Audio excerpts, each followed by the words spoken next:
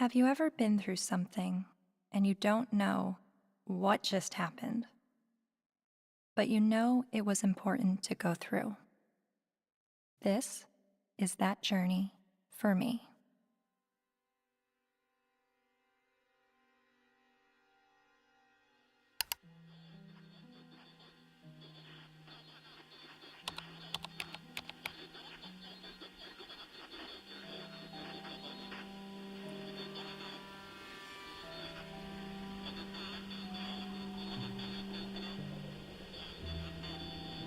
Misogynist rantings would be at home in the far-reaching internet subculture widely described as the men's rights movement, a toxic distillation of the worst aspects of American sexism. It's a universe of message boards where men get together to express their hatred towards women. Well, I thought men's have all the advantages in the world these days. That's utter nonsense. Men are routinely ground up in a family court system that is misandrist and biased against them. They are the majority of the homeless. They are the majority of suicides. They are the majority of the drug addicted. They are the majority of the unemployed. They are the majority of school dropouts. They are a majority of those in prison. How do we know that they're not the cause of these problems? There's a reason that women live longer, Mark. Let me tell you. It is because we are stronger and we are happier at the end of the day than most men. And that is factual, and you know it. And when men are married to women who scream like you, they just want to die sooner. I'm not screaming. When you have women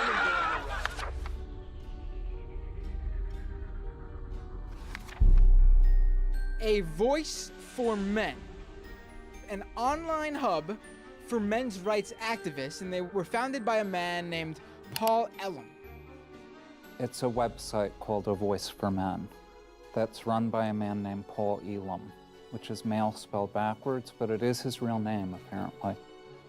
It's a gathering of women haters. The Southern Poverty Law Center has classified that group and men's rights groups as hate groups.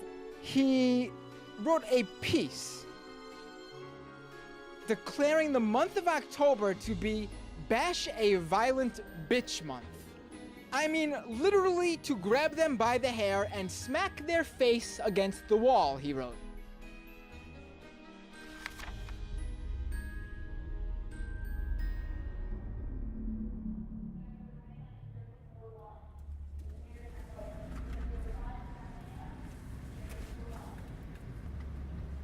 Here he is.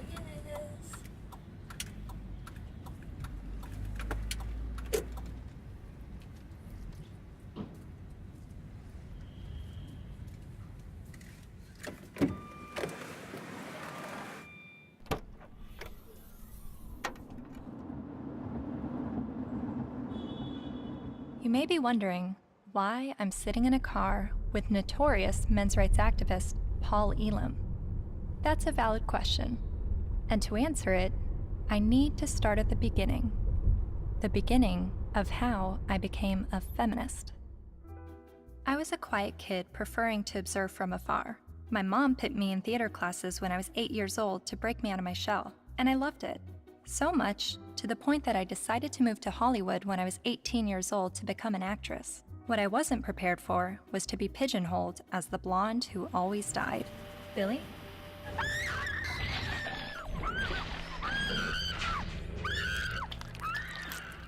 Granted, I had a good scream. But the characters I played weren't alone in feeling objectified. I was commonly harassed on the streets, hit on by married producers, told by photographers to come back when I lost 15 pounds and got a boob job, and a plethora of other uncomfortable experiences, all while still being a teenager. I started to realize my role in the world seemed a little too similar to the unfortunate roles I was auditioning for, and it was not how I saw myself or the person that I wanted to be. So, I quit acting and bought a video camera to tell the stories I wanted to tell. And now, I've been making documentary films since 2008 when I was 21 years old. Most of my work has been about women's issues and sexuality. I've covered a range of topics from the phenomenon of purity balls to reproductive rights, single motherhood, and LGBT rights. After releasing my film in 2012 about marriage equality, I was at a loss of what topic to explore next. And that's when two horrific stories broke the news. 2-star high school football players in Steubenville, Ohio, have been found guilty of raping a West Virginia teenager. The video shows the former Steubenville student callously joking about the incident. That's like rape. It is rape. Bro, they raped her. You know, you do it? Bro. They raped her. This is the funniest thing. They raped her harder than that. Outrage across India as a 23-year-old woman, the victim of one of the most horrific rapes India has ever heard of. A 90-minute horror for a 23-year-old medicine student on this bus. Gang raped and beaten. Her friend assaulted and thrown out of the bus.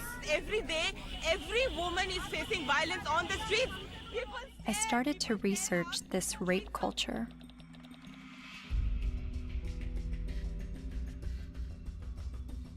A website called A Voice for Men popped up. Paul Elam wrote about how women long to live out their rape fantasies, to be taken by a man she's never spoken to, let alone given consent to. As I read, I was asking myself, is this the rape apologist that I've been hearing about? The victim blamer who perpetuates rape culture? I continued to read A Voice for Men's website, often stopping around the halfway mark in every article because I could only read so many bitch, fuck, feminazi, and rape-tard words per minute. But even still, I kept reading, and thinking, and reading some more. I was trying to understand how these, what I perceived to be women haters, could have so many followers.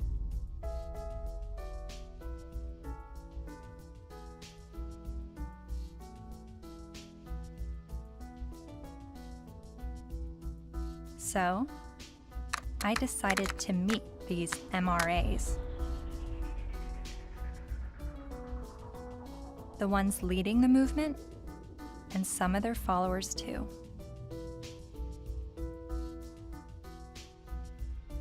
And this begins my journey down the rabbit hole.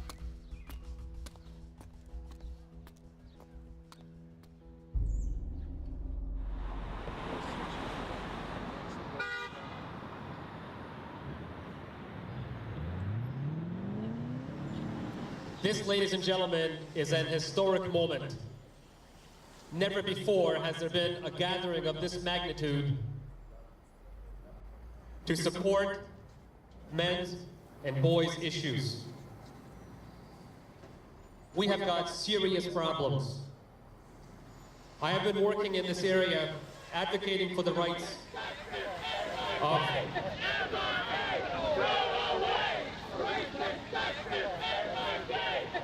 and here we go.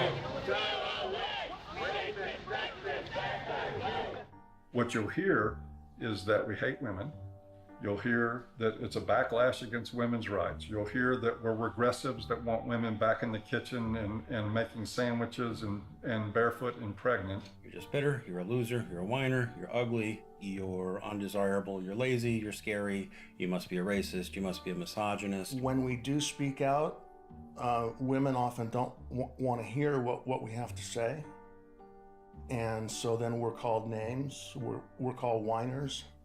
And this is the way people who don't want men to talk about issues try to shut us up. We all know that you guys are a fascist Nazi friend group of white supremacists. No other way to openly organize other than calling yourselves a men's rights group.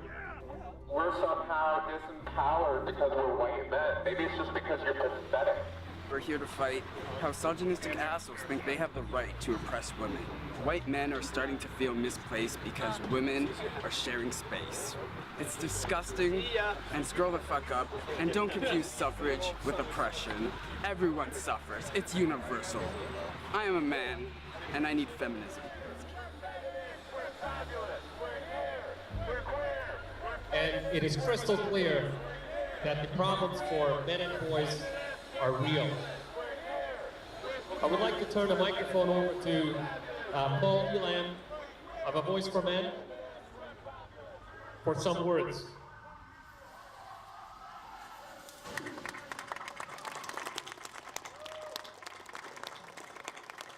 This is a historic day. I've never seen a gathering like this out of concern for the general state of affairs for men and boys in this culture. And as Trying to articulate the entire platform of the men's rights movement is kind of like trying to understand a snowdrift one snowflake at a time. It's a very, very complicated matter. Just consider this, that 93% of workplace fatalities are men. 4 of 5 suicides are men. Men are dropping out of higher education at very alarming rates. We're down to 38% now of college students are men, and it's dropping rapidly. Male suicide, male abuse, male unemployment, male homelessness, male failure in education, male health issues. We've got the paternity fraud issue, the wrongful paternity issue, a false allegation issue. Men are sentenced to 63% more prison time for the same crime as women. They're less likely to see a doctor.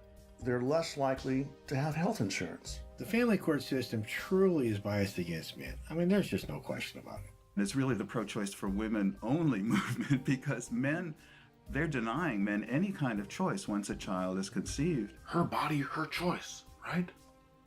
Think about men. His body, his choice, not so much. Because the U.S. government does not want to send you to die. They would rather send me to die. Young men that are failing to launch, they're staying in their homes of origin far past the time that we would normally expect them to individuate and move out and go live their lives. We have video game addiction, we have pornography addiction, we have the abuse of young boys with drugs like Ritalin to manage their behavior. Almost all victims of autism spectrum disorders are boys. Boys are most likely to be homeless, most likely to get cancer, most likely to die young and of every major cause, most likely to be arrested, prosecuted, imprisoned, and even executed while being completely innocent. It doesn't matter what their race is, it doesn't matter what their ethnicity is, it doesn't matter what their religious or non-religious views are, it doesn't matter if they're gay or straight. Men and boys are in crisis, and they need your help and they need your support, because they are human beings too. And you will not shame me or anybody here into silence about it anymore. But if you start to talk about those issues and address them in terms of how they affect men and boys as a group, people get hostile about it. The idea is that men have all the rights, they've always had the power. But if that's true, why can't men talk about their problems? And that's what really got me interested in this to begin with. Shortly after I began filming men's rights activists, I realized my own views were being challenged. I kept a video diary throughout filming, and I've decided to share some of those diaries with you. I really do feel like learning about the men's movement and their specific issues, the issues that they have issue with, it's hard for me to completely understand them and just automatically feel welcome in that space of talking about these issues, because at least with feminism, whenever I heard about the issues that feminists were fighting against, I always felt like I had something to draw from and experience to be on board with that. And that's always been why I've been drawn to the feminist movement, is because a lot of what they spoke about I had personal experiences with, and with the men's movement I have very little personal experiences with the issues that they talk about.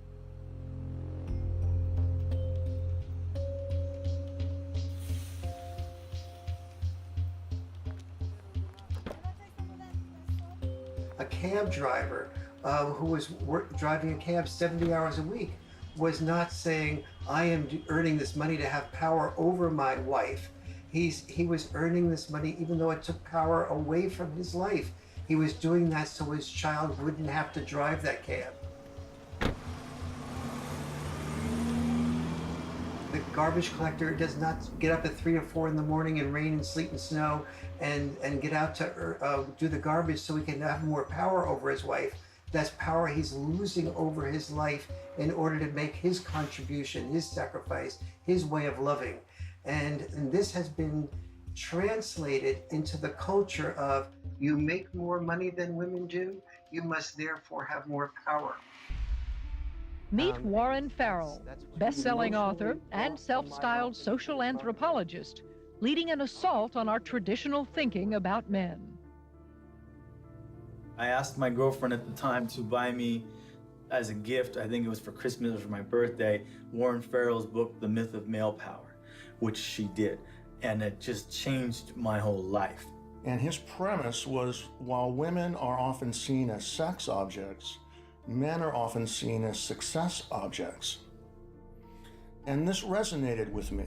He wrote this book that questioned our notions of power, of who had power and where it was. And it questioned the roles of men, but not the way feminists had always questioned gender roles. Every society that survived based on its ability to train its sons to be disposable. Disposable in war as warriors, disposable in work as firefighters, as workers on oil rigs and so on, coal miners, and indirectly, therefore, disposable as dads.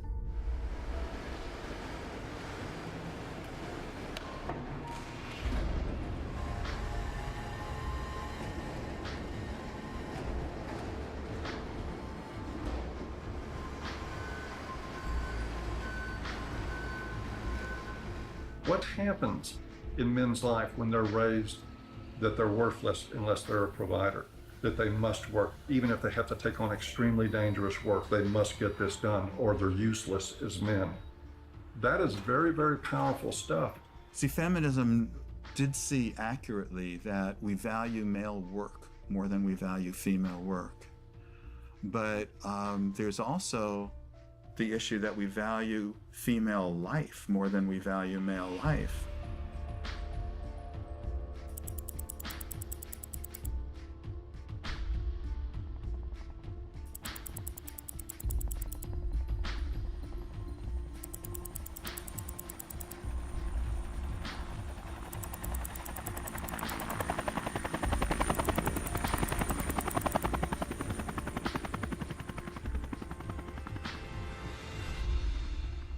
Even when that plane went down in New York City a few years ago, and that, you know, the pilot was a hero for the way he landed it and saved everybody. Word arrived over the citywide fire frequency that a commercial jetliner was in the water with 155 people on board.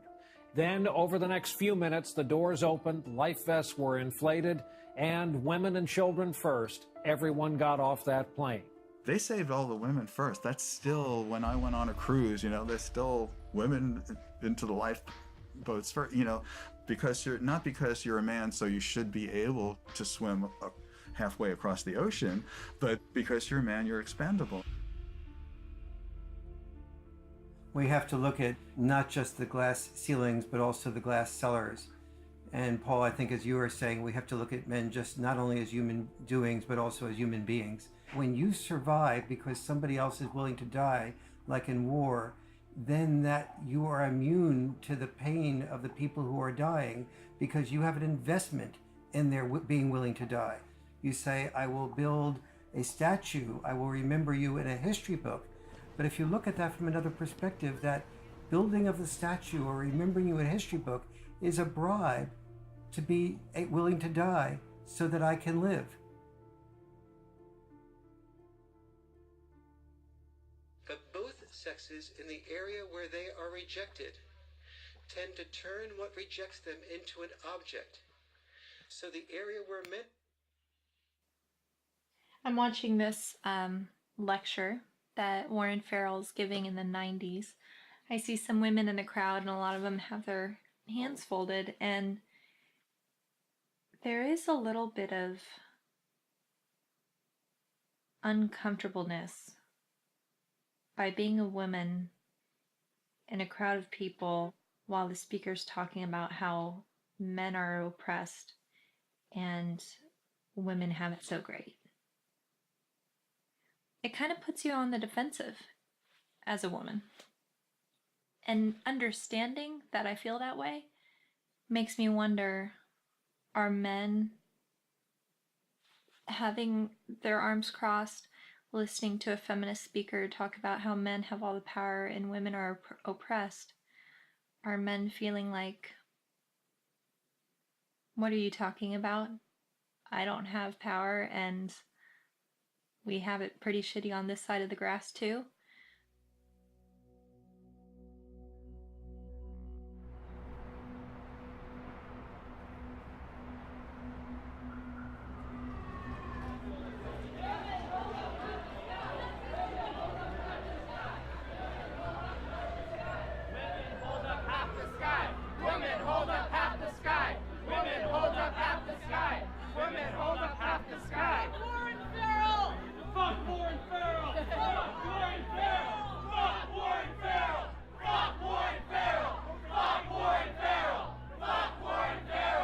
In 2012, Dr. Warren Farrell was speaking on behalf of men's issues at the University of Toronto in Canada. A feminist group protested the event. Be fucking ashamed of yourself. You're fucking scum. You are fucking scum. Fucking rape apologist, incest supporting, woman hating, fucking scum. Is there someone else I can wait? Does someone follow me? Fucking scum. Yeah, just another. I just want to listen to someone else's opinion. I'm not even on a side here. I just listen to as many people as I can. You know what though? Why would you pay money to fucking support a fucking rape apologist if you weren't fucking one? I never heard him say anything that was. Well, it's fucking scum.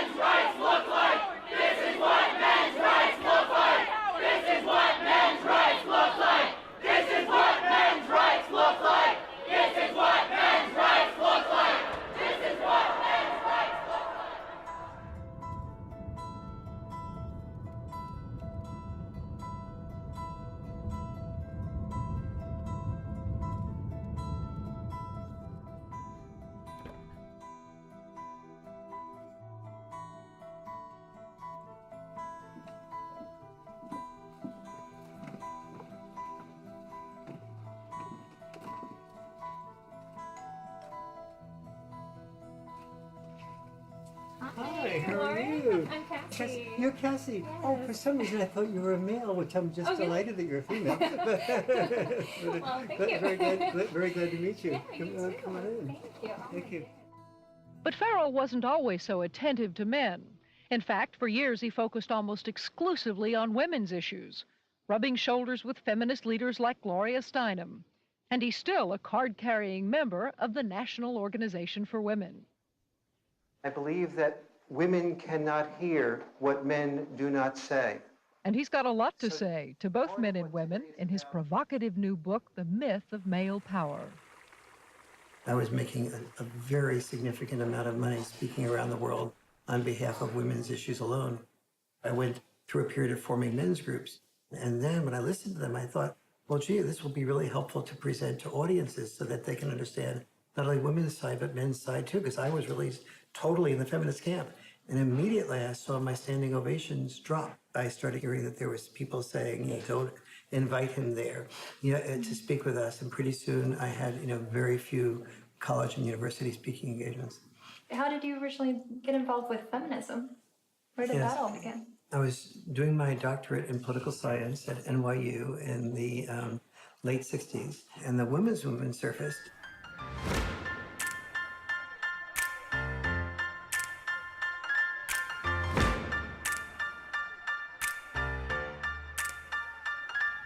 And I started to say, this is the most exciting thing I've ever heard, because I'd heard of civil rights, gay rights, But suddenly, women were saying, I don't want to be confined to just being a homemaker or a secretary. And so it's like, why shouldn't women be encouraged to do everything they possibly can do?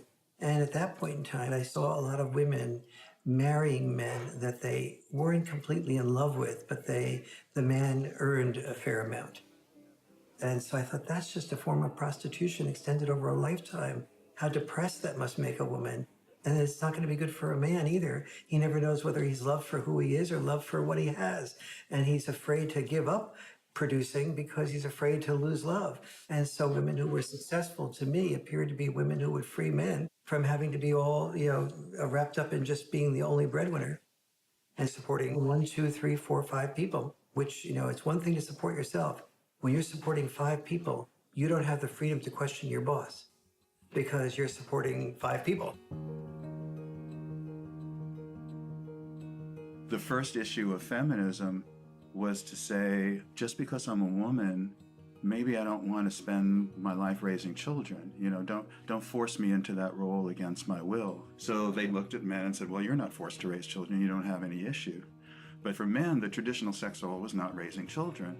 For us, the traditional sex role was to be a provider, a protector, and to initiate relationships.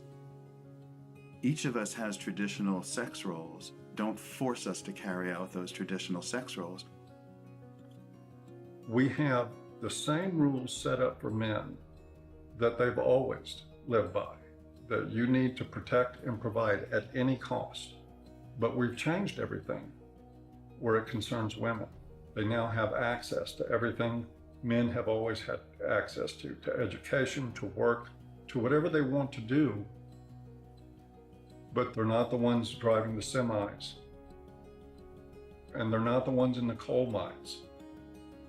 You don't hear the National Organization for Women complaining that there is just not enough female ditch diggers. It is still men carrying the lion's share for what it takes to operate and maintain this society. And it is still the expectation that if somebody's going to go down with the ship, it's going to be men.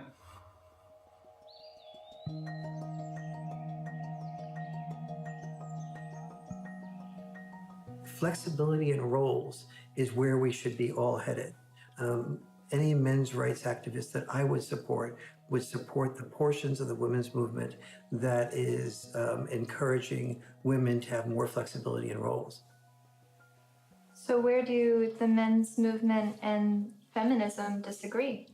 Well, only on the fundamental belief that the women's movement says men are the oppressors, that we are involved in a patriarchal world in which men invented the rules to benefit men at the expense of women. But don't we live in a patriarchy? When most of the world's nations still have never had a female leader.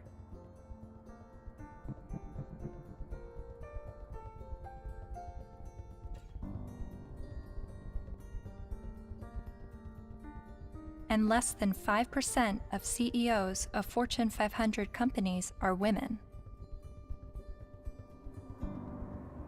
You have to look at this in a larger perspective. Patriarchy is the result of gender roles and not the vice versa. Traditionally, women's power and responsibility has been in the reproductive sphere, while men's power and responsibility was in the productive sphere.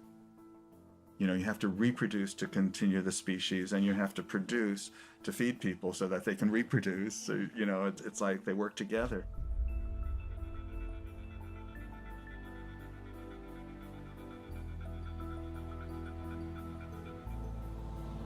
And most cultures divvied up roles because women were responsible for childbirth and were more likely to breastfeed.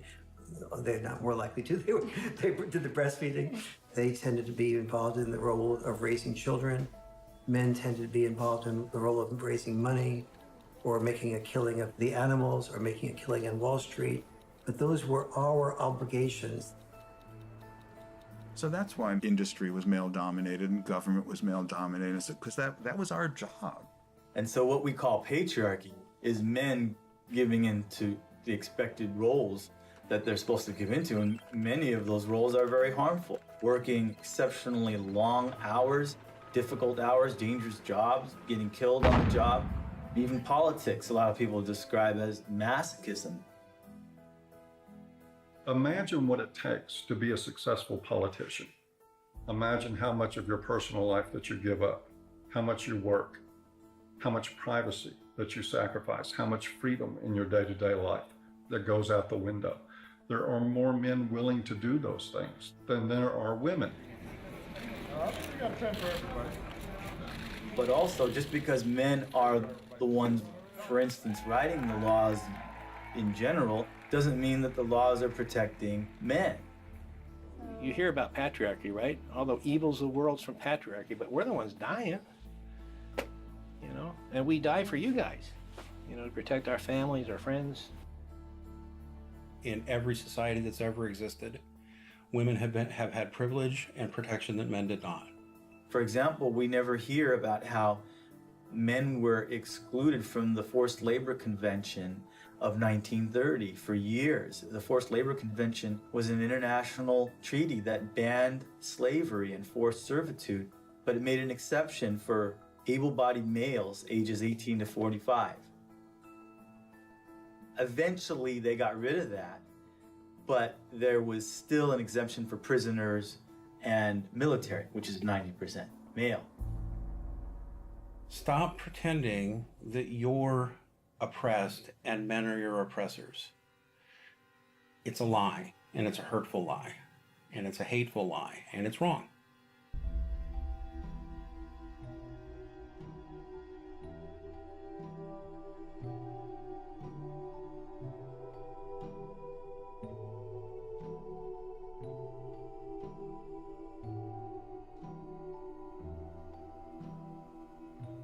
You talk a lot about the red pill in A Voice for Men. What is the red pill?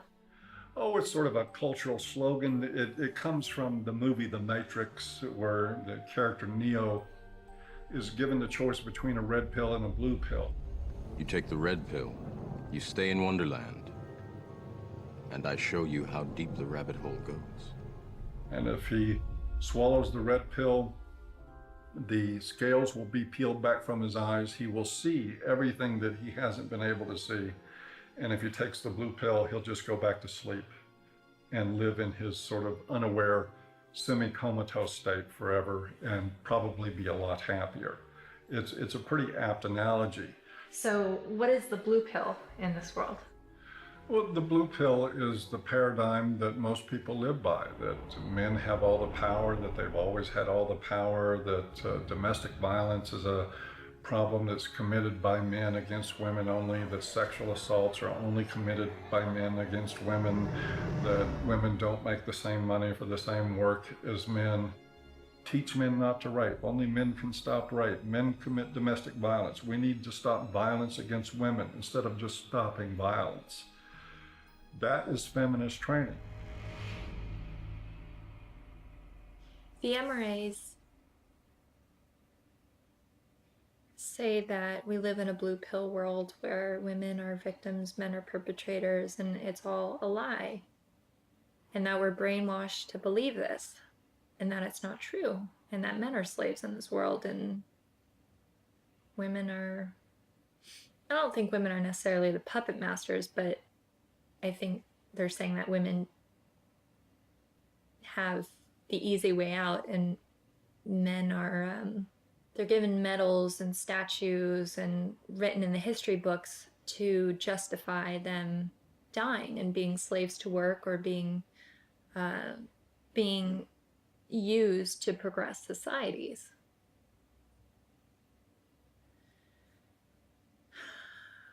And I've believed for so long that I'm at a disadvantage for being a woman, and that I have to work harder than everyone else, and I have more to overcome, and I have more to prove just because of my gender. But the MRAs are saying that this is all a lie, and that guys are actually the ones that are disadvantaged and discriminated against. And actually, the more I learn from them, the more I think thank God I wasn't born a guy. Because I don't think that the expectations on men is good or healthy. I mean, they have so much pressure to succeed and to be strong and to stand up and protect others and to put their lives on the line. I don't think I would want that responsibility. But, 50 years ago, no, I wouldn't have wanted to be a woman. But now, I mean, maybe just it's right now that the tides are changing and women are have the better deal. Well, no, I don't know.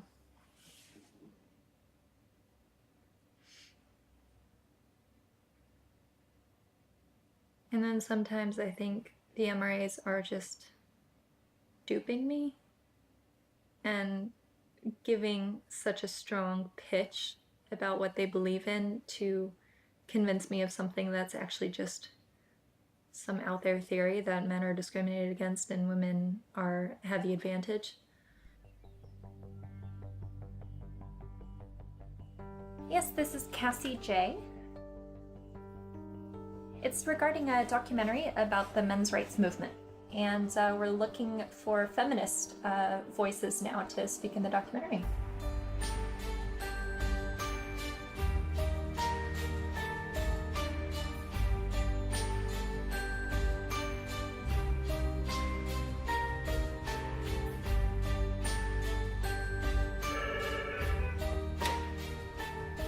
Feminist majority.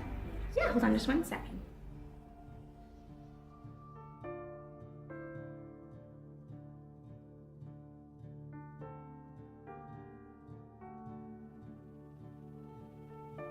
So I realized, okay, I need to bring some feminists into the mix, make Good. sure that we have that side Good. spoken for.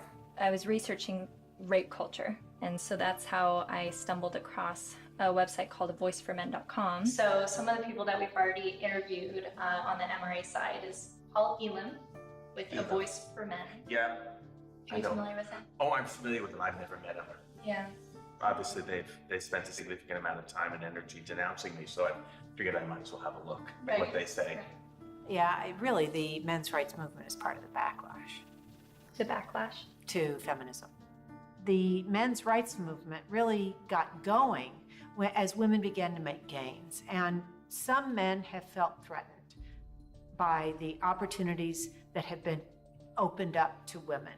And I don't know if it's because some of them feel threatened that they now have to compete with a lot more people for their jobs. They now can't get into the best schools if a woman or a girl has better grades. Think about it. Grandfather's generation probably had it pretty well, right? All of his needs, his shirts were ironed, all of that was always taken care of. Well, grow up. Realize the world has changed. And as much as the MRAs would like things to go back to the way they were, and use the argument that women have an advantage now, no person looking at the data can possibly say women have an advantage. We're just beginning to get a level playing field here. It's not tilted in our favor, I can tell you that. And they know it. They know it. But it's the constant distortion of the data. It's the spinning of a situation to make it look like women are somehow getting ahead, getting an advantage they don't deserve. It's part of the backlash. Political organizing comes from a feeling of victimization, which is why the men's rights movement makes that claim that men are the victims of discrimination. But it doesn't have much traction because, you look around and it's hard to see it. We don't have movements called, straight liberation.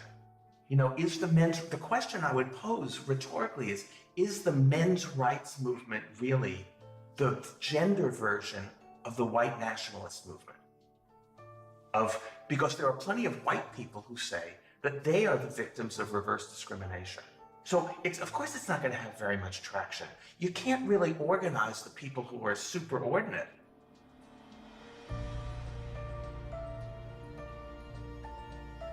So do you think that men are being discriminated against in any way? Not under the law. Men are not disadvantaged under our laws. Or in the business world, as a class, men are not underrepresented on corporate boards or at the top of the Fortune 1000 companies. In the corporate world, in the business world, in a lot of parts of academia, in the military, in the sports world, still pretty much a male-dominated world, and where a lot of the privileges and power and status accrue to men. Men are advantaged over women, no question. No one can debate that, not with a serious, not in any seriousness.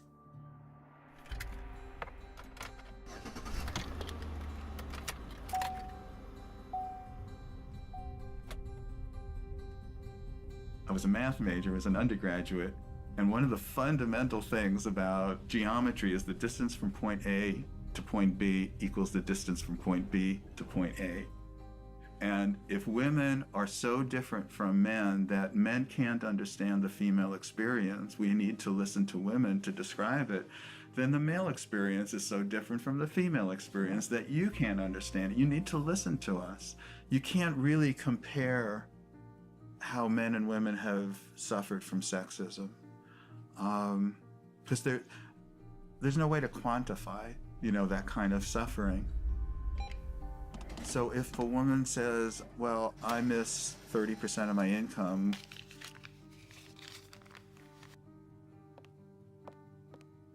more than you miss 6 years of life, there's no way to quantify that. Or I've lost a job opportunity because I'm a woman. There's no way to say, well, I've suffered more than you because you've lost a kid because you're a man. We can't, but it is serious. And at least if you're denied a job because you're a woman, at least you can go to another company and apply for a job, But you can't, when you lose your kid, like you can't say, well, okay, I'll get custody of that kid, I'll try for that one. It's a terrible thing that happens. There was a case, the Serpico case. You might be too young to know the movie Serpico with Al Pacino. It was about a New York City undercover cop. He gets shot at the end of the movie and retires from the police force. And he was a real man, Frank Serpico. A woman after the movie, after this was made, decided she wanted to become a single mother and tricked him into fathering a child. And the court accepted that because she told her friends she was going to trick him, and they testified, and the court said, yes, you were tricked into it, and still awarded her over 90% of his police pension. So everything that he goes through in this movie to including getting shot to earn his pension, she won by sleeping with him one night. My son's mom wanted to have children with me, and I had always refused, saying, you have this anger problem, you need to get counseling. I'm not going to consider having children with you until that's dealt with. Because she would lose her temper almost every day and just use any weapon she could. And like a child's the perfect weapon. So I was really definite about that. But she also used to proofread my articles for me. And I wrote an article for Playboy about Serpico. And when she read that, she told her friend she's going to trick me into fathering the child. She doesn't need my permission. And so that's how my son was conceived. Then she said, if you want to see your son, you have to stay in a relationship with me. But if you break up with me, I know all the things that a woman can do to a man. She's read all my articles. She saw my talk shows. She said, I know all the things a woman can do to a man, and I'll do them to you. So that's what I had to deal with. Like everything that I had been raising awareness about for the previous 17 years, then she combined into one thing for me to live through. It's really ironic.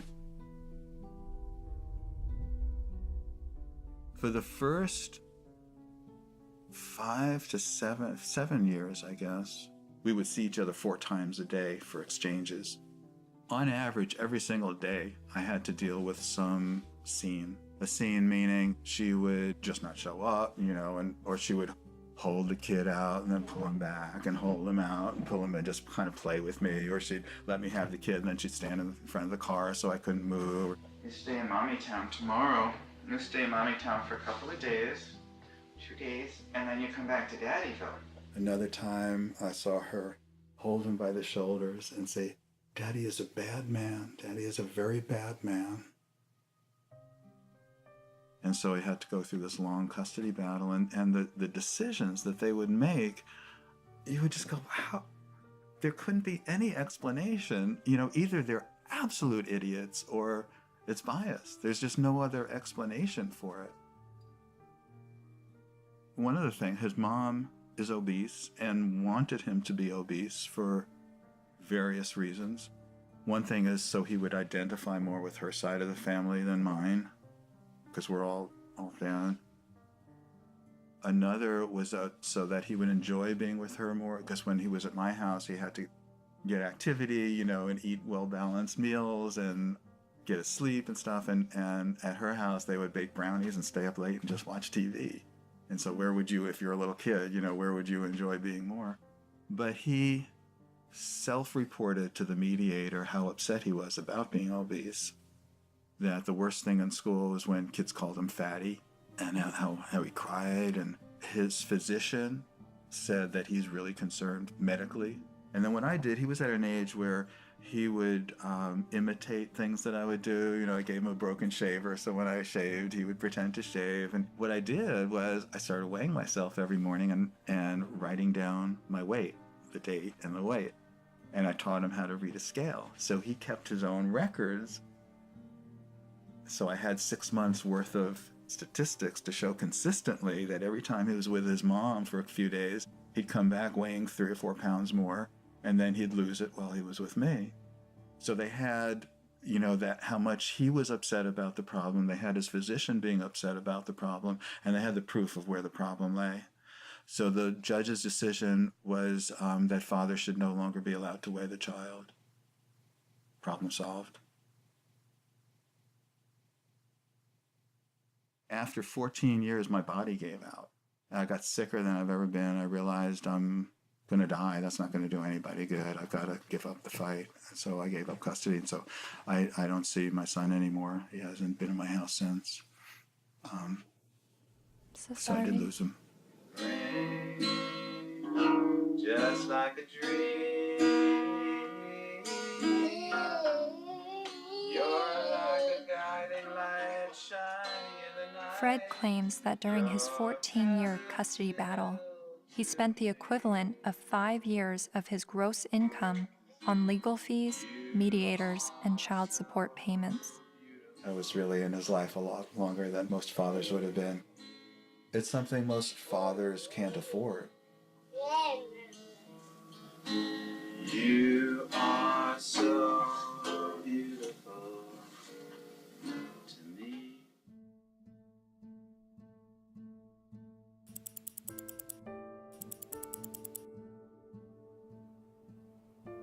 We generally know that fathers don't get as good a deal in family court, and we don't really complain about it until it happens to us. And even then, a lot of men don't. Many men's rights activists come into being men's rights activists as a result of getting a divorce, wanting to be equally involved with the children, and realizing that women have the right to children and men have to fight for children. When your family courts run on the supposition that mothers are more fit to be custodial parents and that fathers are more fit to provide a check every month and to become what we like to call Uncle Daddy, where they visit their children. To me, that's one of the greatest obscenities in the world, the idea of visiting your own children, where you get to see them for 2 hours on Wednesday night, and you get to have them for X amount of hours every other weekend, and you have no say in how they're brought up.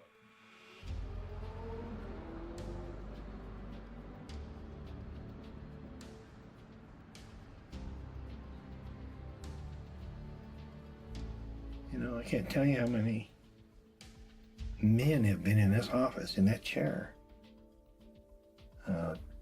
in tears because they can't see their kids.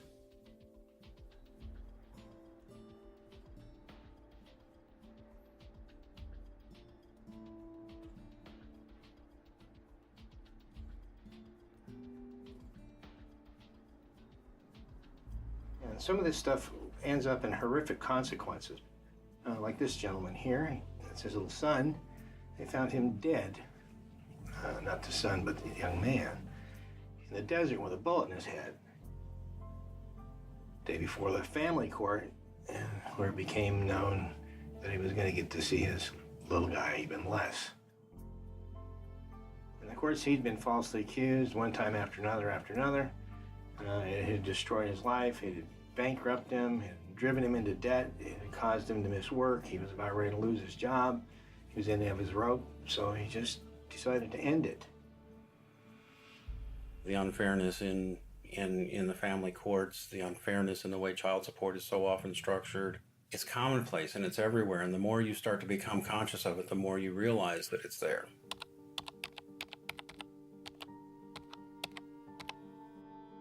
I started to research some father's rights issues and came across some harrowing stories.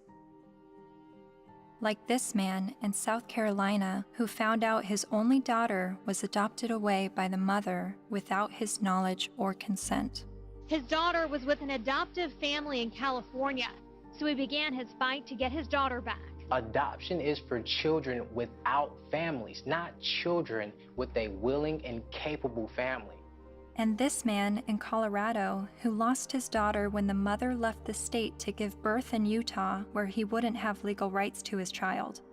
He fought for 4 years in court and finally won visitation rights. Only visitation. I can't explain the emotion, the happiness. There's this hard fight, and what this means to me. And then there's this heartbreaking story. The 20-year-old father never left her side until he was forced to give her to adoptive parents this week after Kaylee's mother decided to put her up for adoption. In order to keep Kaylee, Colby needed to file paternity action, an affidavit, and a commencement notice with Utah's Vital Records a day before the mother signed the adoption papers relinquishing her rights. But in Colby's case, the mother only gave him a few hours' notice of what she was going to do. I would like her back. Men in the men's movement are not upset about having to be fathers. They're upset because they're not allowed to be fathers. That guy blows his head out, blows his brains out. It's a family court? And people don't think there's something wrong with that? And we just open the doors tomorrow for business as usual, and that's okay?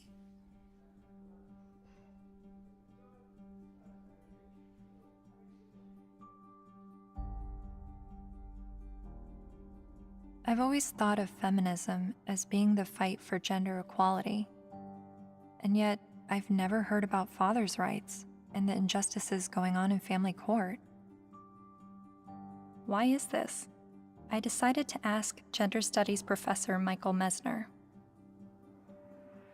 Well, I'll just say I don't think it's, I don't think that a lot of their assumptions are correct to start with. There's no doubt that there have been some men who get just screwed by court decisions and custody cases. But I think when you look at the broader patterns, it's still the case that in intact heterosexual families with kids, women are still doing the vast majority of the housework and childcare, and there's a lot of sort of father absence, lack of participation by fathers, some of whom I think then after divorce happens end up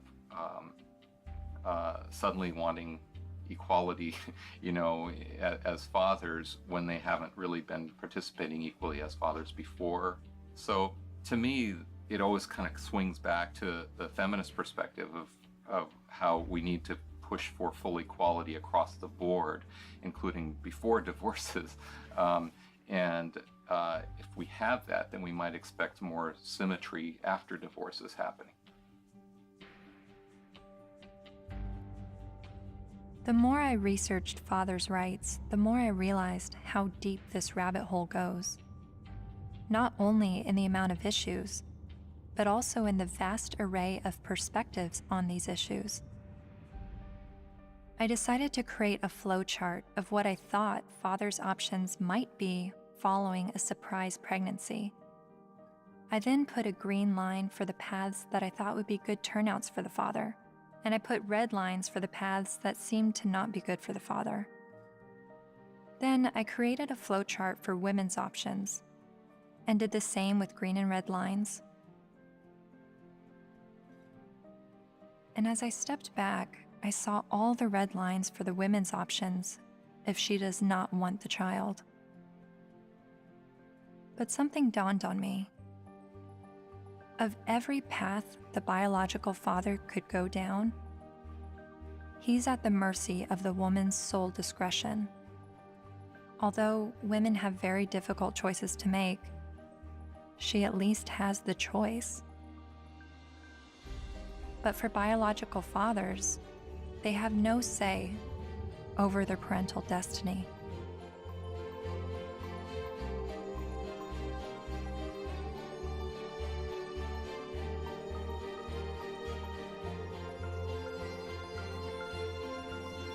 This is my friend Dara. She's 8 months pregnant with her first child, and she's a lifelong feminist. It seems from MRIs, from what I've read, that women seem to have more reproductive rights than men do. I don't know what to say, like, we carry children, they're never gonna carry children. It's just a different thing. So I guess, as much as possible, take the steps to prevent yourself being in that situation. It's just, I don't know what to say. There's no, there's nothing like a woman, women have been blamed for, and still are, for, unwanted pregnancies, choosing to have an abortion, not choosing to have an abortion, choosing to put their child up for adoption, when, the burden lies on a single mother. If the man leaves, there's societally, she's lambasted. So there's a lot of things that women deal with in that regard that men don't actually deal with. So I can have compassion for their situation, but I don't know that it's going to change in the way they want it to, because it's biology, So if you're going to be having sex that could result in pregnancy, and you haven't had this conversation with the woman that you're having sex with, you better have it. You better have it fast. That's when the man has the ability to make decisions, either not to engage in sex or to use condoms and to use other forms of contraception. So that's where his role comes in. Once he's impregnated her, she's the one now faced with continuing a pregnancy, faced with the health risks that accompany pregnancy. So his rights have to be exercised early. But once she's pregnant, all decisions must be hers, because ultimately she is the most impacted. There's just no question. And she ultimately has the responsibility for that child.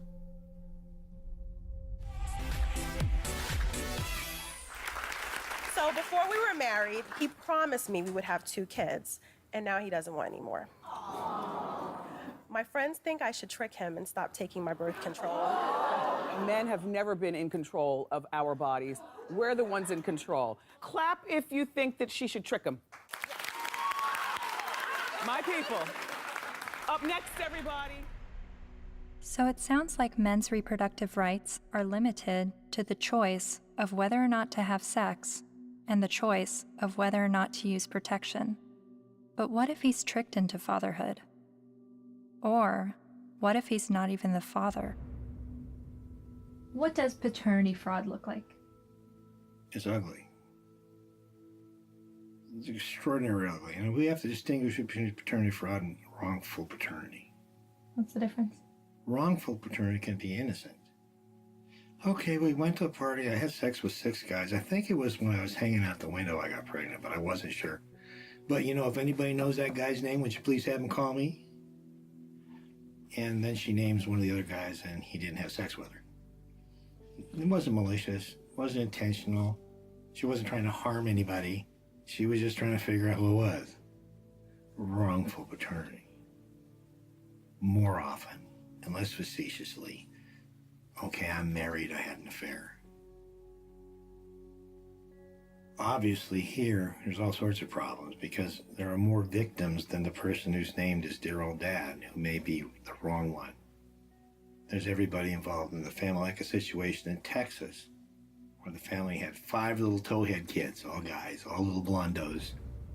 And all of a sudden, one day, one of the little blondo kids gets in trouble, has to go to the hospital. They can't get a hold of mom. They get a hold of dad. Dad rushes to the hospital, needs to give blood. Whoops. Can't do it. Wrong blood. What? All the kids look alike. Turns out it was the guy down the street. You've heard of this case? No, it's a real case. So what happens to this family? Can you fathom what happens to this family? How do you think the kids feel when they find out dear old dad isn't dear old dad and it's the guy down the street? How do you think dad feels? That these 5 little boys that he still loves dearly, when he finds out they're not his bio children, but he still can't tear away because he loves them. He's devoted himself to these. How do you think it feels? I mean, it's horrific. Horrific. That's not wrongful, that's deliberate. So that's paternity fraud. That's paternity fraud. She knew who the father was and lied about it. Paul was right when he said, trying to understand the men's rights movement is like trying to understand a snowdrift, one snowflake at a time. There are unique fathers' rights issues that vary between unmarried, married, and divorced dads. But there are also men's rights issues for non-biological fathers. Like this man who is facing jail time for failure to pay child support for a child that DNA tests prove isn't his. Carnell Alexander still owes more than $30,000 to the state for a child that's not his because the mom wrote his name down because she needed to name someone in order to get welfare benefits. And I had to put him down as the father. That was the only way I can get the sister. I'm almost homeless. I'm almost in jail. I'm out of work. My money is being threatened to be taken. He says the law needs to be changed so when this happens, as it often does, other men don't become dad by default.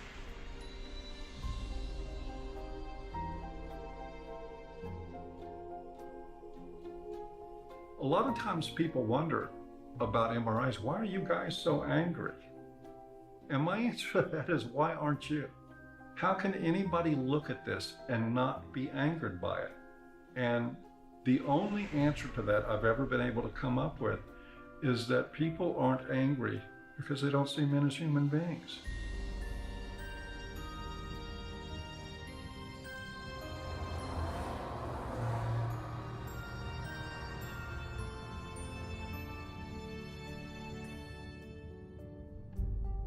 I continued traveling North America, meeting MRAs from all walks of life,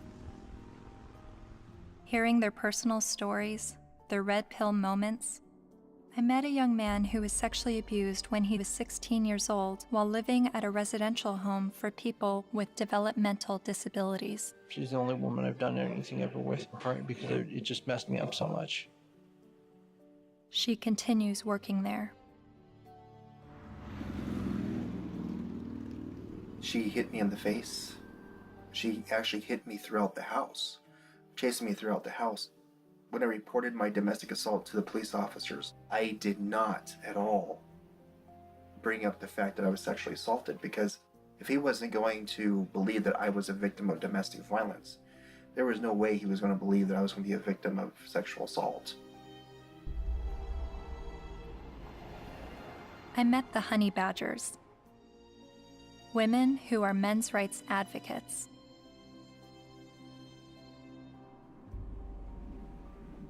And then there was a 15-year-old boy, there was a 35-year-old woman, and then later on she came out of jail and she was able to collect child support from this boy that she raped. Yeah. After getting out of jail. So there's lack of fairness for men in the court systems. When police officers would show up to domestic violence case, there was often men were just taken away without asking what even happened. It's just presumed that men are the criminals. I was assaulted several times, and I never got any help. I went to the police still bleeding a couple of times. And one police officer said, I'll never forget this. He said, if she starts hitting you again, you better get out of there fast, because if she just breaks a fingernail trying to hit you, we'll arrest you. I mean, I can't tell you at this point how many guys I've talked to who are like, yeah, you know, she stabbed me and they put me in jail.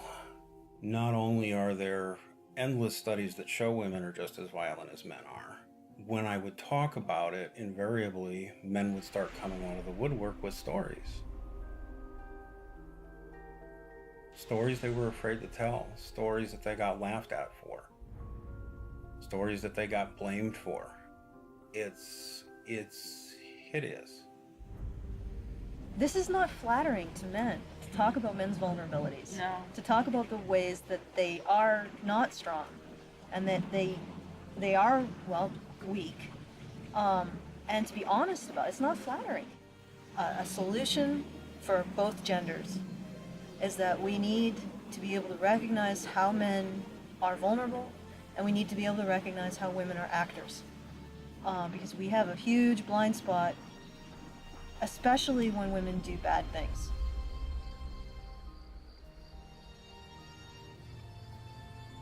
My best friend that I grew up with since kindergarten was being physically abused by his wife, who he'd been married to for 20 years. She'll break glass and throw it at him, punch him. I've seen it just happen spontaneously, and it was frequent. And he's bigger than her, but he didn't want to hit her. And he didn't want the children, they had 3 minor children, he didn't want them seeing this at all. So he would usually just go outside, because there would be glass breaking or things being smashed or yelling, and he knew that the neighbors might think it's him. So he would go outside so the neighbors can see what's happening. Eventually I said, look, you need professional help, and so does she, and maybe the kids do too. So I called a bunch of domestic violence shelters. I just looked around online and I called, but every place that I called said, we don't help men. We don't help male men at all. And I started becoming curious about why that was, because I learned that these were state-funded shelters. And I know that men pay at least half of the taxes that fund these shelters if they're state-funded, and I just was wondering why. So basically, there was no place to take him, and it just continued. The problem just kept going.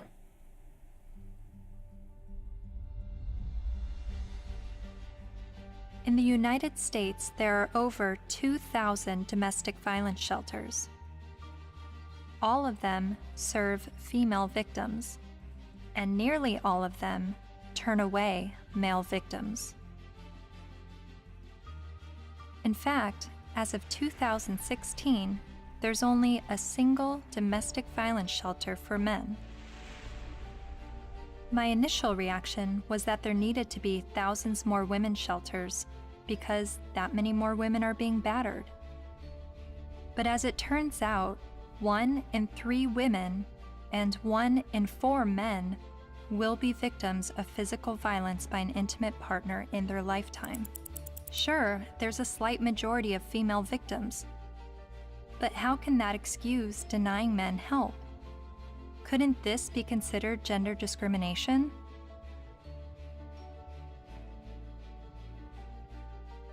Think of it this way. Roughly 78% of all suicides are men. If suicide prevention services only served men, wouldn't we see the gender discrimination immediately? If there are over 2,000 women's shelters that turn away men, and only 1 shelter for men, obviously the resources don't match the need. How are you involved in the men's rights movement? Well, from the very beginning, when I first opened the Refuge, which was in 1971 in Chiswick in London, almost as soon as I took the women in, I got a house for men. A Voice for Men's editor-at-large, Erin Pizzey, founded the first ever women's shelter in 1971, and she is widely revered in the men's rights community. Because you see, what I knew from the beginning, most domestic violence is consensual. Both are involved. Sometimes one's the perpetrator, the other plays the victim, then it crosses over. It's not as though it's just all men or all women. It's both. And occasionally innocent victims, very innocent. Battered children grow up to batter, that's what I learnt. Whether it be a man or a woman. And I now know that if a woman comes in with a history of violence in her own childhood, the chances are she will be probably violent to her children, and she will want to live on this knife edge of crisis and danger. I haven't been allowed to speak, that's the difficulty. Why is that? Because I'm completely barred from all conferences. I'm not allowed to walk up the step of my own refuge. I bought the bloody building. But no, because there's feminists, the woman who runs it is a very heavy feminist. She won't have anything to do with me. What did you say that made them hate you? That women could be equally as violent as men. That was from the beginning.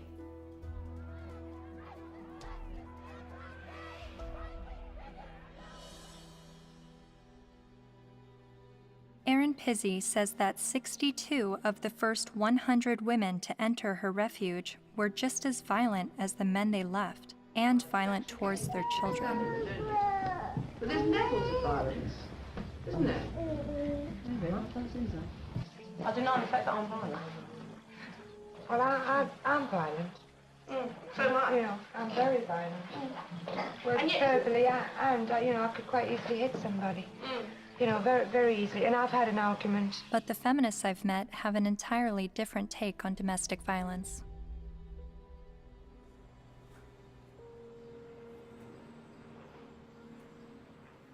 On the whole issue of domestic violence, that's just another word, really. It's a cleanup word about wife beating, because that's really what it is, or dating violence.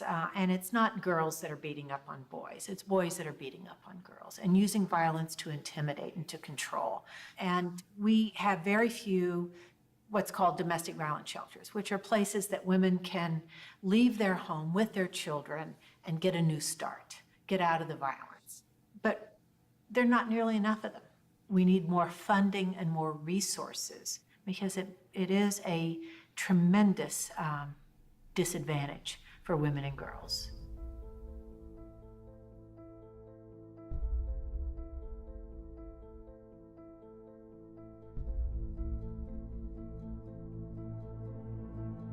In 2014, the CDC released a report revealing that over 5.4 million men and 4.7 million women had been victims of intimate partner physical violence within the previous 12 months.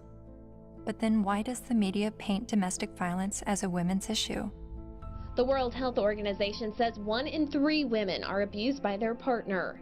1 in 3 American women experiences domestic violence or stalking at some point in her life. And when it was addressed as a men's issue, the speaker's point was that it's a men's issue because men are the problem.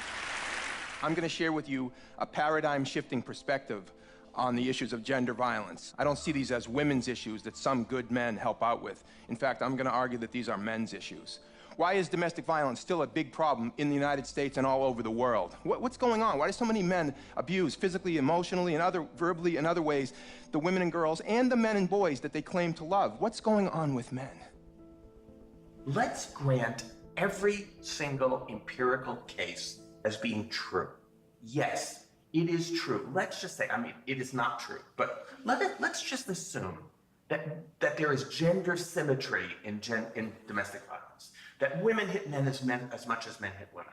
If I were to say that, I would say, and therefore we need boatloads more funding for domestic violence, to develop shelters and adequate interventions, because there's this hidden epidemic of men who are being beaten up by women.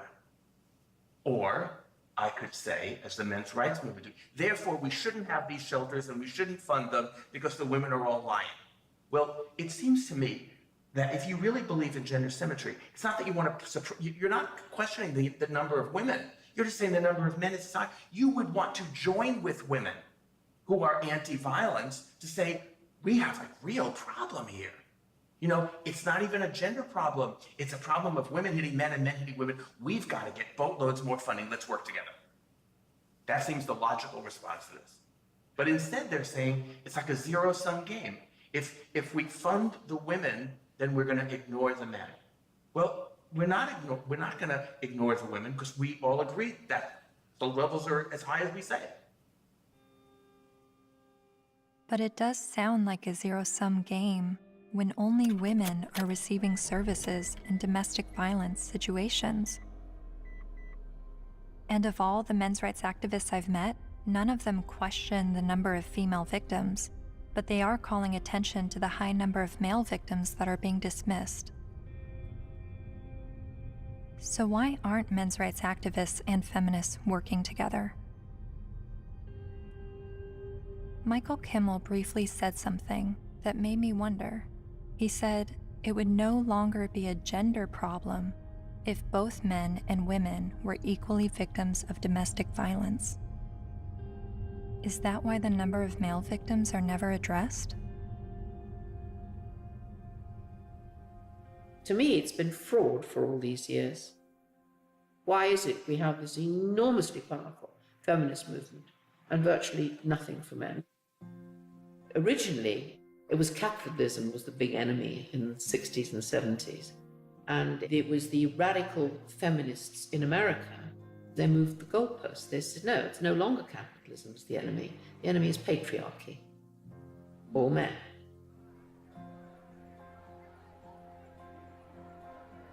And that's how the women's movement began.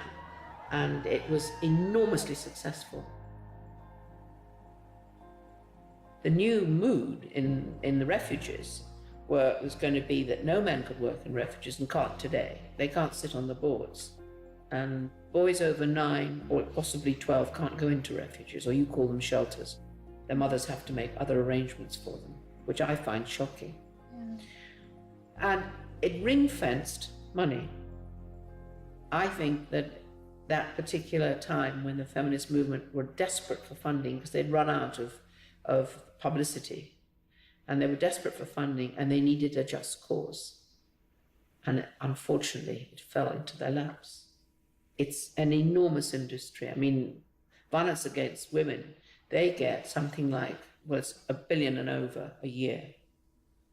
And an awful lot of that goes on really supposedly rehabilitating men, but essentially punishing them with something that's called the Duluth model. Duluth Power and Control Wheel. You guys know about that? No. I'll give you a copy. In 1977, I think, a bunch of crazy women up in Duluth, Minnesota figured out they had the solution to domestic violence, and it was all about patriarchy and all about men. And it's the Duluth Power and Control Wheel, because men are all about power and control. Of course, not you ladies. You guys, you don't control anything. You have no power. You're just sweet and innocent little things. Okay. So when this power and control wheel is divided up in all these things, you know, about who does this and who does that and blah, blah, blah. Of course, it's all men.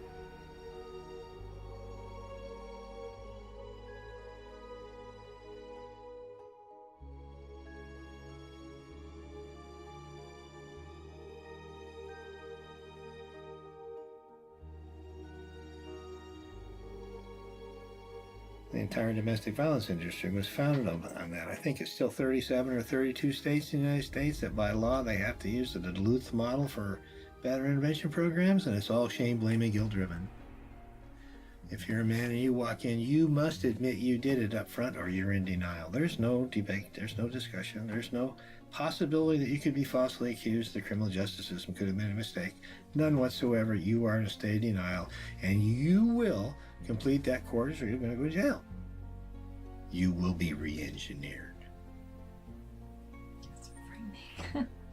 Frightening? Yes, that's frightening. I think it's terrifying. Absolutely terrifying. All I had to do, I had a simple choice. I could just say, yes, you're right. Men are the enemy. No problem. But I couldn't. I absolutely couldn't.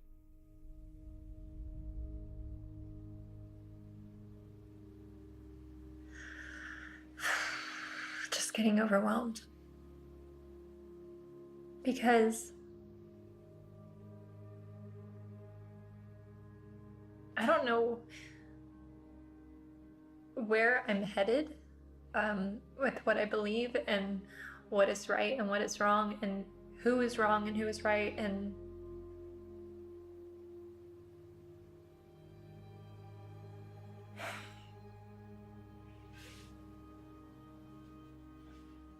the truth is somewhere in the middle, and that's why I'm feeling frustrated, because I don't know where the truth is, and I don't know.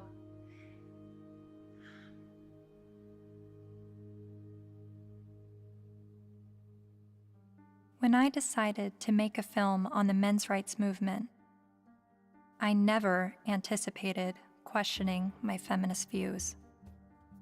But the more MRAs I met, the more I felt compelled to remind myself why I was a feminist.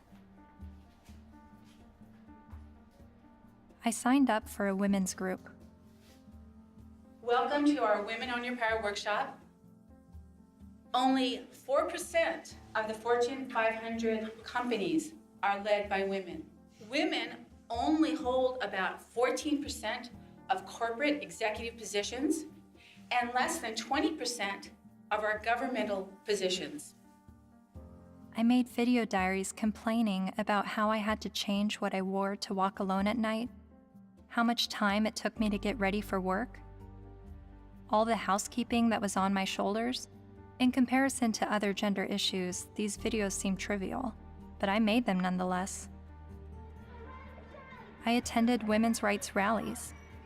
No to violence. That's what we are here for, to say no more to violence in any form, especially against women and girls. I repeated women's issues in my head like a broken record. Female genital mutilation, sex trafficking, reproductive rights, maternity leave. And social media helped remind me of women's issues. We have fought for everybody else's equal rights. It's our time to have wage equality once and for all, and equal rights for women in the United States of America. We are struggling for a uniting word, but the good news is that we have a uniting movement. It is called He for She.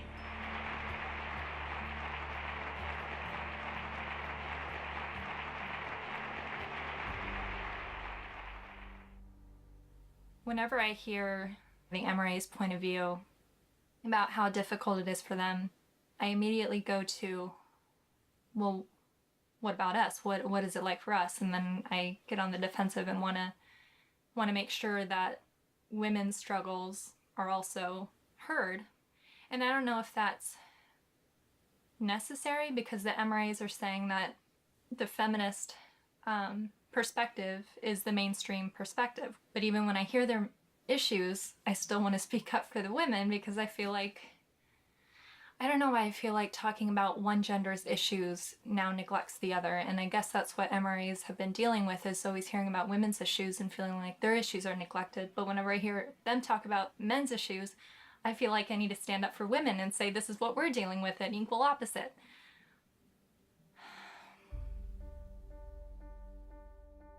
I met with men's rights activist Karen Strawn late one night in a noisy bar. She became well known for her YouTube videos talking about male disposability and other men's rights issues. And she's a honey badger. Part of what I do and what I research and what I think about is the reason psychologically why feminism seems to be such a comfortable, warm blanket emotionally for so many people, men and women alike. And it's so comfortable that it will make them not see things that are right in front of their face. Look at Boko Haram. Hundreds of young girls, fast asleep in their beds, are awakened by the sound of gunfire. Armed attackers have stormed their boarding school and set fire to dozens of buildings. Nearly 300 of them are dragged from their dorm, loaded onto trucks, and carried away deep into the forest. From New York to London rallied yesterday demanding that the terrorist group Boko Haram bring back our girls. It just gets to the core of you, This unconscionable act was committed by a terrorist group determined to keep these girls from getting an education. And what happened in Nigeria was not an isolated incident. It is a story we see every day as girls around the world risk their lives to pursue their ambitions. I mean, you must have heard about all of that, right? That's being spun as a fundamentalist Islamic group that is so determined to be misogynistic and oppress girls that they want to deny girls an education. But they are not against girls being educated. They're against anybody getting a Western, secular, or Christian education. The initial attacks, and there were several of them, there were over 100 men killed and 1 woman killed. And the victims were described as people, right, or villagers. And in the previous attacks on the schools, they actually let the girls go. They separated out the boys and girls, and they let the girls go, and they told them, go home, get married, renounce your sins, and live a righteous life under Allah, right? And then they burned the boys alive. There was literally no outrage, right? It was barely reported on. It was one of those things, there was no opinion pieces on it, no nothing, right? Until the girls were kidnapped.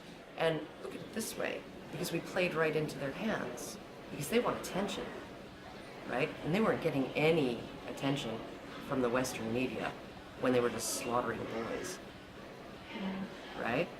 They want attention. And what do? They kidnap girls and sell them into marriage or slavery, right? And everybody, the UN, Michelle Obama, Barack Obama, the UK government, the Canadian Federal Minister of Defense, right? They're all promising aid and help and equipment and personnel to help find these girls and bring them back, because this is such an outrage and oh my goodness, something needs to be done. Well, maybe if, like last year, maybe if we did something then, all of these girls would be safe in their dorms right now, right? But we didn't. And the reason why they kidnapped those girls is because we didn't do anything. We didn't pay attention. And they want attention, right? And they know that attacking girls or women is going to get them attention. What are we going to do? Start a campaign, bring back our boys. Oh wait, they're dead. Never mind, right? The men, the people in Boko Haram, they're chivalrous. If those girls were boys, they wouldn't be getting education. They'd be dead. They wouldn't be sold into slavery with the hope of escape. They'd be dead. Boko Haram has been fighting for Islamic rule in Nigeria since 2002. Its members have killed hundreds of people.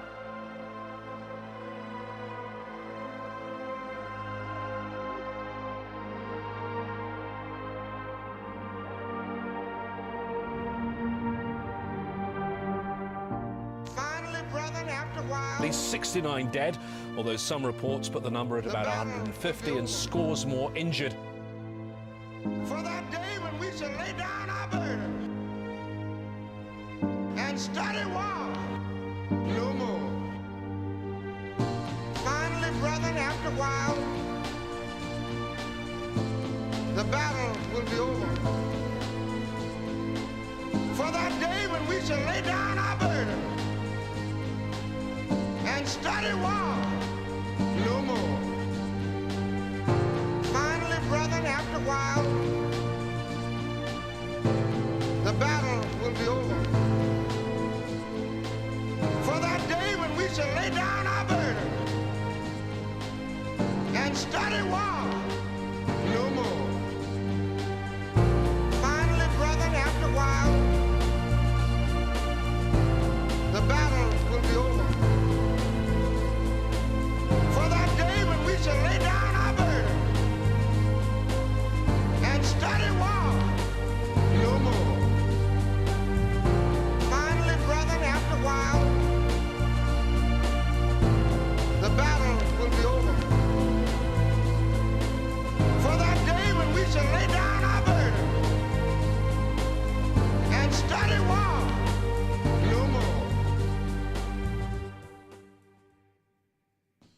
most important things the men's movement is doing is being able to say, men need compassion, and men deserve compassion. And to have that happen, I'm not expecting it in my lifetime. It's an ocean of pain out there. This stuff we're talking about has been going on for so long. And nobody listens. Nobody cares. It's one thing when you look at what happens to women and you feel normal, healthy outrage about it, and that should happen. But when you can look at what's happening in our courts to men, in our medical establishment to men, in our schools to men, and yet we remain so cerebral about all of it. Yes, well, that is certainly something to consider. If it were happening to any other group, we would be having protests from coast to coast. And the fact is that it is happening to men every day, right in front of our eyes, and people will get angry at you if you try to talk about it. That's how deep the prejudice runs. But there have been protests, not with the intention of shining light on men's issues, but rather with the goal of silencing any discussion of men's issues. Like at Ottawa University, when Professor Janice Fiamengo attempted to give a lecture that questioned the feminist narrative.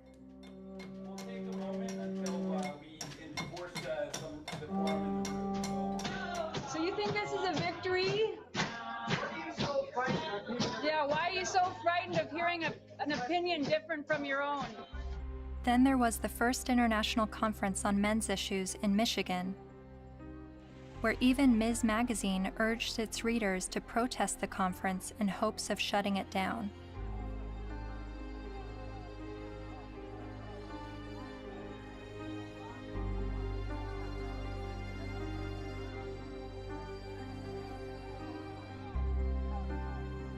But perhaps the most well-known protest of a pro-men's rights event happened in April 2013 at the University of Toronto, when the Canadian Association for Equality hosted a discussion titled From Misogyny and Misandry to Intersexual Dialogue. About in my 20s, when I went to Columbia to study art history, and that was in '68, and that was the height of the epidemic. And so suddenly I was confronted with the direct possibility of being drafted for that. And I discussed that with a number of women.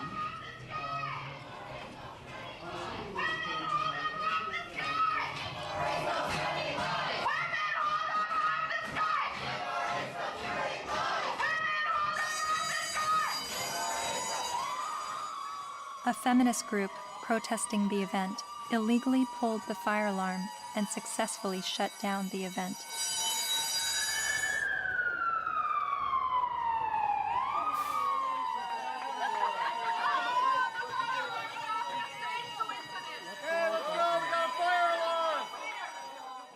Once outside the lecture hall, feminist protesters and men's rights activists got to speak face to face. So, number one, shut the fuck up for a second. Feminists do not want you to lose custody of your children. The assumption that women are naturally better caregivers is part of patriarchy. Feminists do not like commercials in which bumbling dads mess up the laundry and competent wives have to bustle in and fix it. The assumption that women... This is a list of the things that we're working towards. Now, if you would shut the fuck up for the 50th billionth time, we agree on, actually. These are things that we're agreeing on. And these are things that you've actually all got skewed fucking views on. You think that feminists are trying to take away your fucking rights, but as a matter of fact, what we're trying to do is we're actually trying to work on the same things that you're working on, but accept the fact that you're just too busy hating women. You can't fucking see that we're trying to work on those same situations. Are you conflating feminism, which is an ideology, with women, which is a demographic of societies? Okay, Mr. Derailing for Dummies. Okay. You're still a hate An group. ideology. Yes. I also hate a lot of other isms. So you admit, though, racism, like, sexism. Oh, bullshit, bullshit, bullshit. You hate sexism, but you're an MRA. Okay, no, point taken. We win. You obviously haven't Sorry. read our literature. Okay. You don't actually work on anything. You're not creating any change in the fucking world. Your fucking website's a hate website against feminists. You're not actually creating any change. Feminists do not want you to have to make alimony payments. Alimony is set up to combat the fact that women have been historically expected to prioritize domestic duties over professional goals, thus minimizing their earning potential if their traditional marriages end. The assumption... I'm reading, fuckface. I'm trying to I'm letting everybody else hear it, okay? It's not just for you, Mr. Entitled. The assumption that wives should... Why do you think the men's rights movement is at odds with feminism? What has created that clash and that war between each other? Well, one, feminism has spent the last 50 years demonizing men, which is sort of one of the problems. Feminist scholars have characterized men as inherently violent, inherently bad, inherently predatory, inherently oppressive. They have postulated that masculinity is a disease. Feminists aren't the only problem. The problems didn't start with feminism. So when I start criticizing feminism, I want you to know you're just part of the problem. They're just part of the problem. You calling men oppressors and women oppressed demonizes men, and I believe diminishes women at the same time. It's a way of telling men to shut up. It's a way of telling men that their experiences don't matter. You tell a man he's privileged, therefore anything he's gone through or anything he has to say doesn't matter. His lived experiences don't matter because he's privileged. So, how old were you when you started calling yourself a feminist? Or how many years ago? It was probably about 3 years ago, I guess you can say. I'm relatively new. Yeah, but I'm pretty loud, so silence only helps the oppressor, not the oppressed. A lot of MRAs say that feminism doesn't fight for the rights of men. What would you say to that? Cry me a river. Really, because feminism is a movement about the discrepancies when it comes to women's equality, because we're still not there yet. You know, so don't even start with that whole, oh, but you don't think about the men's issue. Well, then you know what? Start your own goddamn movement, which they have, but maybe make it a little more about legitimate issues like custody and alimony and things that you think are unequal, which all stem from patriarchy, not from, oh my God, feminists are trying to take away our kids. No, dipshit.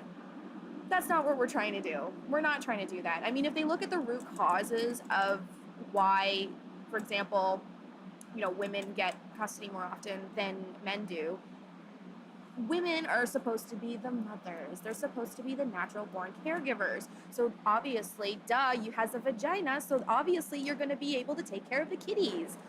That's really what it is. It all stems from sexism against women. It's just the oppression dialectic needs to go. It's so hard to convince people to look at men's rights activism and support it without first allowing them to at least escape the stranglehold that feminism has on their minds. I do believe it is dogma. It's zealotry. There are good people in the feminist movement. There are not good people in the radical feminist movement.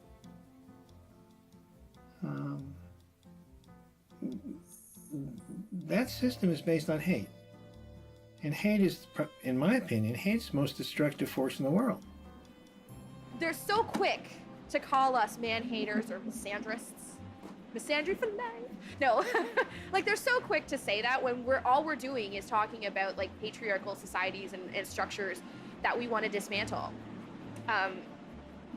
Nothing against men in particular, but just saying, hey, this is a system that we live in, and this puts men above women, and it's not necessarily their fault, but hey, recognize what's happening here, and let's work together to dismantle it. The omnipotent, ever-present patriarchy.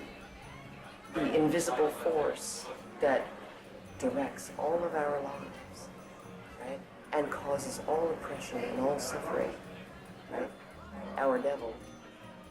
And the beautiful, wonderful force for justice, feminism, the way, It's the way. It sounds like religion. It sounds like religion. And oh my goodness, for a movement that's only about equality and isn't blaming of men. They name the force for evil after men and the force for justice after women. And this being a movement is very, very, very concerned about the implications of language.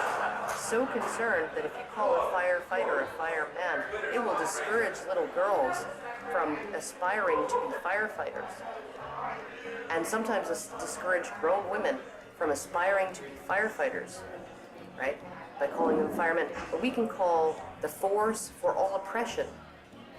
We can call that essentially men, patriarchy, right? And we can call the force for good and justice women. And that kind of language, that has no implications. We're not blaming men. We just named everything bad after them. They're really angry, and they're angry at women, they're angry at feminist women, but yes, men have gotten a crappy deal. But it's not the fault of women or gay people. When feminism says that they have no part in any of this, I think they're not being honest about it. I don't blame feminism for all of it, but I think they've had a role in it. They've written laws that discriminate against men. They fought to protect those laws, particularly in domestic violence areas. And for many, many years, second wave feminism would go through the statutes and change everything that was gender specific to something gender neutral, unless it was something that benefited women, like the domestic violence laws. They didn't change those. Other types of areas like fathers in prison, there's statutes that specifically give mothers certain benefits that fathers in prison don't have. And I challenged that as well legally, but we didn't win on that one. When I wanted to get a commission on men, like the county has a commission on women, the feminists fought that tooth and nail. When Prop 209 was before the California voters, which was to end affirmative action, every feminist organization opposed it. Every time men's rights groups try to pass joint custody legislation, feminist groups fight them. They fought us on paternity fraud. The biggest opposition that I have faced has been from the radical feminists that said, we don't want truth to be the standard, because if we did, they wouldn't oppose automatic DNA testing at birth. And in countries like France, they're saying, well, DNA should mean do not ask. Because it's now illegal to even get a test, and if you get a test without the mother's permission, you will be criminally prosecuted. In Sweden, they tried to create a man tax. In India, the men's rights movement is trying to get the rape laws to include male victims, and the feminist groups apparently are fighting that. I'm not saying all feminists are this way, but I think the ones who are affecting public policy, who have the lobbying power, I think they are. If you just look at their actions, they don't want equality for women. They want special privileges for women and girls. And even though they know in a lot of areas men do not have equality, they are silent. The commandant of the Marine Corps said that he thinks, and I quote, all eligible and qualified men and women should register for the draft, talking about selective service. Do you think women should also have to register for selective service like men? I have to think about whether I think it's necessary to go as far as our military officers are recommending. The idea of having everybody register concerns me a little bit unless we have a better idea of where that's going to come out. Where I want people to register, I want every young person to register at the age of 18 to be able to vote automatically. And I think if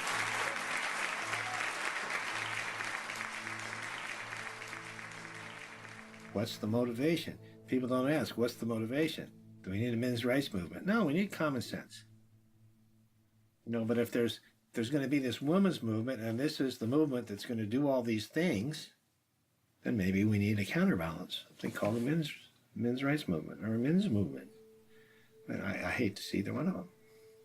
I think it's a shame. I think it's destructive.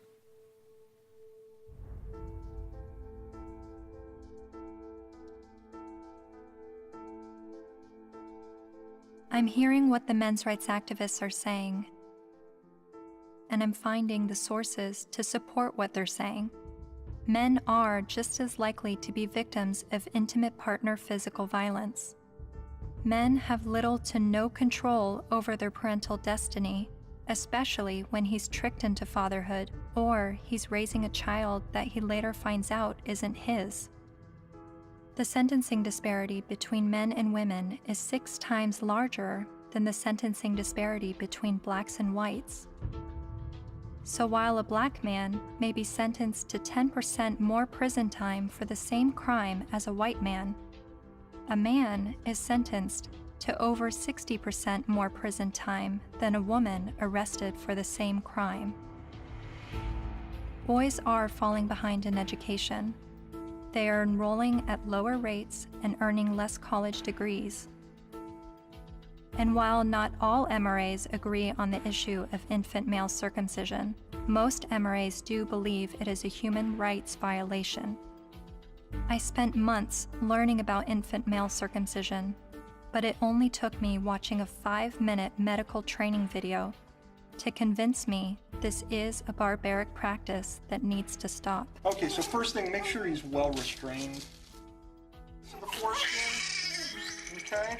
And we repeat the process with just one end and clamp. Anything that gets clamped gets cut. All that was left, a partial penis and his tiny testicles. Rhodes says Ashton urinates through a hole in his penis. She says she can't imagine now what she'll say to her son when he's old enough to understand what's happened to him. How could you explain it to your child that you don't have a penis or you might never be able to have kids?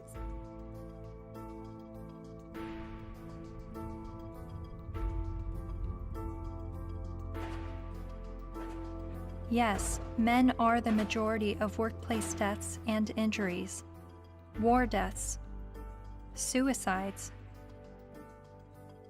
They have a shorter life expectancy.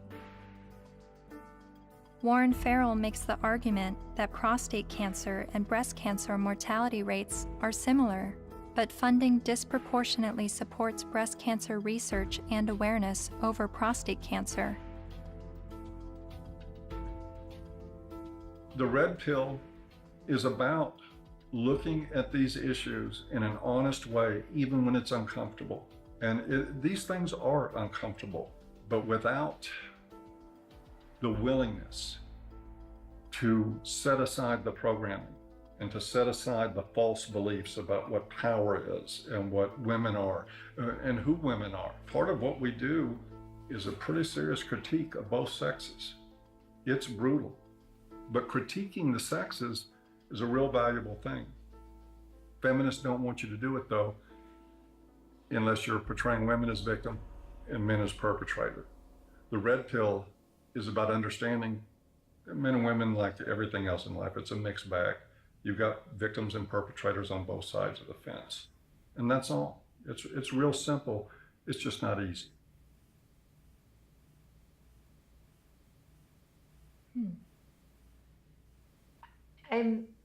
I think I agree with everything you said, but there's still some kind of unsettling doubt, and I don't know where that's coming from.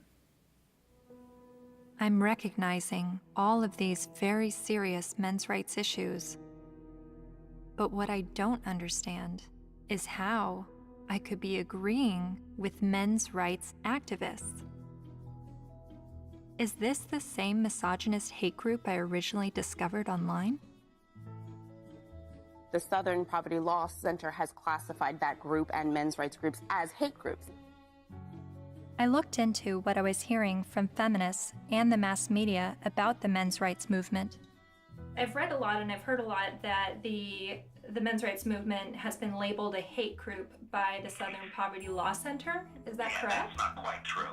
No, they got it wrong. No, this was somehow written up on some kind of anti-men's rights websites as us having listed them as hate groups and so on. That we didn't do.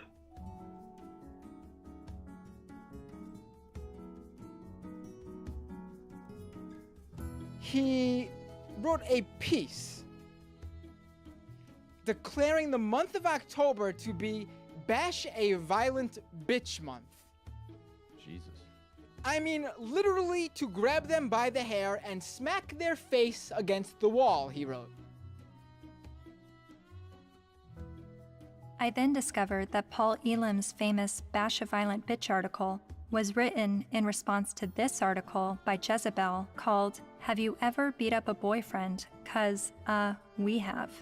The article cited a study that revealed 70% of non-reciprocated violence was perpetuated by women. The author then went on to say that she conducted an informal survey at the office, and the gist of her findings was that many women had physically assaulted their man, and it was interpreted as either being funny or he was asking for it. I couldn't help but see the hypocrisy in a major feminist website making light of abusing men, and MRAs stinging back only to have the media paint them as the abusers. Sports money and opportunities. Something else to think about. Arriving on campus, boys will also see the effects of women's studies programs, now usually termed gender studies programs. Make no mistake about it, however, they are still women's studies programs. I teach in the gender studies program at Wagner. There are about 900 such programs worldwide, and about 400 of them are in the States. By comparison to those 900 programs worldwide, there is one men's studies program. In 4 years, Center for Men and Masculinities is to be established at a state of New York university, the one at Stony Brook. It will be headed by Professor Michael Kimmel, a sociologist. Its advisors will include, probably among the advisors are funders as well, the actress and fitness expert Jane Fonda, Gloria Steinem, and Eve Ensler, the author of China Unlocked.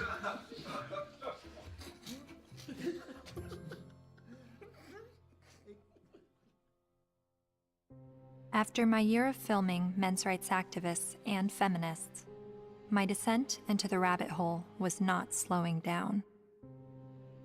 My education on gender politics was really just beginning. I learned about other sectors of the online manosphere, like Mgtow, Men Going Their Own Way, and a forum on Reddit called The Red Pill, which is separate from the men's rights community and they do not see eye to eye. I'm told an easy way to remember the difference is that while MRAs want to change the system, Reddit's The Red Pill want to take advantage of the system, and Mgtow want to leave the system. There are so many perspectives on gender, and I believe they are all worthy of listening to. However, the conversation is being silenced. For a society to accept anything said on behalf of women's rights, and then to shame any dialogue about men's rights and call it hate speech is precisely the problem. I don't know where I'm headed, but I know what I left behind. I no longer call myself a feminist.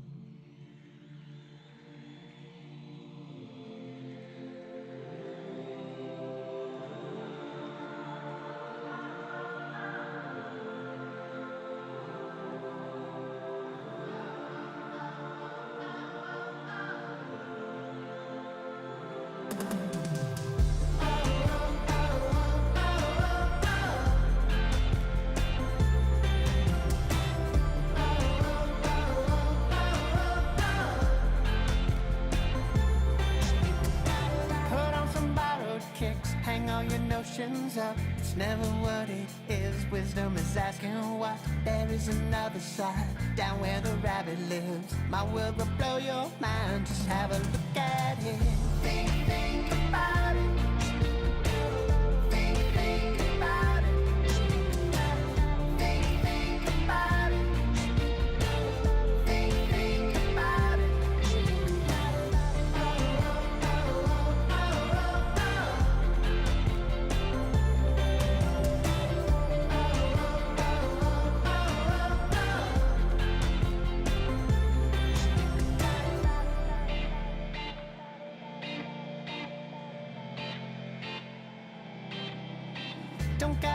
out your mind, just try to open it.